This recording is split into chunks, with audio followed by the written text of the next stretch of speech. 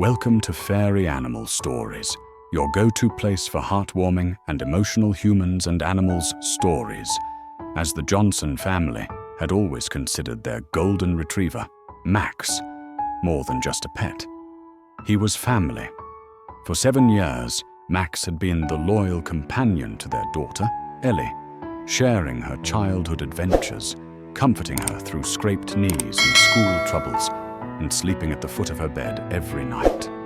But one stormy evening, during a routine walk in the park, Max was spooked by a clap of thunder and bolted, disappearing into the dense woods.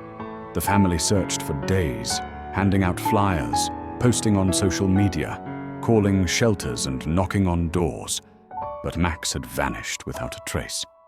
Weeks turned into months, and the ache of his absence grew heavier, especially for Ellie, who had started to keep her bedroom door closed, unable to face the empty space where Max once slept. A year passed, and though life trudged forward, a quiet grief lingered in the corners of the Johnsons' home. Then, out of the blue, a call came from a shelter 2 towns over. A golden retriever had been found wandering near a gas station, with a microchip that traced back to the Johnsons.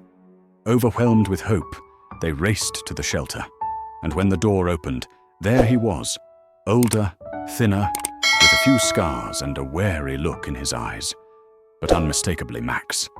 Ellie ran to him, tears streaming, and Max wagged his tail slowly, licking her face as if to say he remembered. But something was different. He no longer followed her everywhere. He startled easily, and often stood at doors staring out, as if still waiting to be found. At night, he chose to sleep under the kitchen table instead of beside Ellie's bed. The Johnsons did everything they could to help him readjust. Gentle training, soothing music, vet visits. But Max remained distant, changed. They wondered what he had seen, what he had endured in those lost months.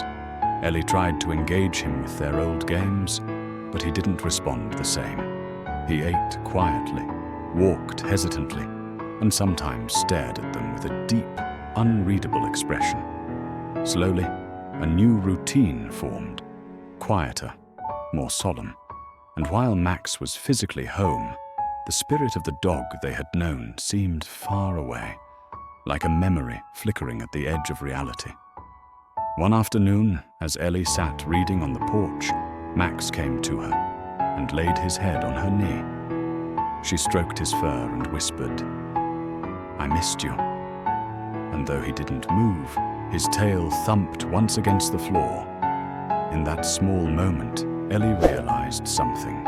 The Max that had returned wasn't the Max that had left, but he was still Max, bearing invisible scars of a journey only he understood.